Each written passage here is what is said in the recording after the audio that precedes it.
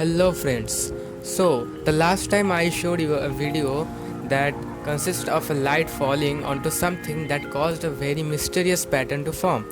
Now could you figure out what it was? If not, wait for it. Now you will be revealed to that amazing pattern formed. And it is nothing but a simple phone screen. That's what has caused it. Now to repeat this experiment of light falling, you just need to have the light source sufficiently far, that is approximately 1 meter far. You can easily repeat this experiment. Now let me show you something else. See this video. What do you think can produce this pattern? Do you think it is a phone screen again? Think.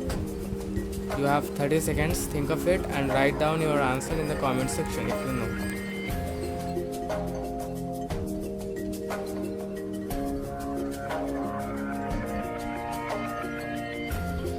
I hope you have got your answer.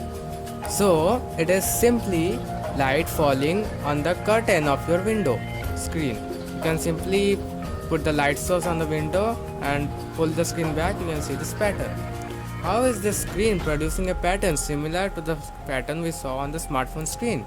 First, let us see how does an LCD look. This is how LCD looks under a microscope.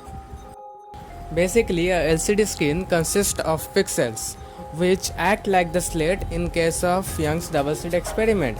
Here, instead of having one slit, in case of diffraction grating, we have multiple slits which have the same width d, because of which light gets diffracted and gets formed on the screen. We see a diffraction pattern consisting of only maxima and minima. Now similarly, LED in smartphone screens act like a diffraction grating, and instead of the holes we have LEDs which reflect light which get to our eyes. Here we can see the comparison between diffraction of LCD screen and that of window curtain. Now the real question is, why does we see bright spots instead of fringe pattern? This is because light consists of EM waves, electric and magnetic field waves.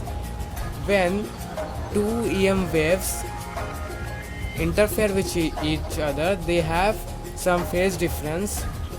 Let's say that phase difference is some n lambda. Now if n is an integer, then those phase difference will interfere constructively, that is, the intensity of the resulting wave or resulting light will be high. In case that does not happen, that is n is not an integer, we will see simply dark spots. Because of the animation that you can see, every time it is not an integer multiple, we have so many light waves interfering with each other that we only get destructive interference, which simply means dark spots. So that is why we are only seeing either bright points or dark spots instead of the fringe pattern that we normally see in the diffraction or the interference pattern. So that explains it. Here you can see actual picture versus the picture that I drew with help of the graph. And here is me trying to experiment and see whether that graph matches with the actual result.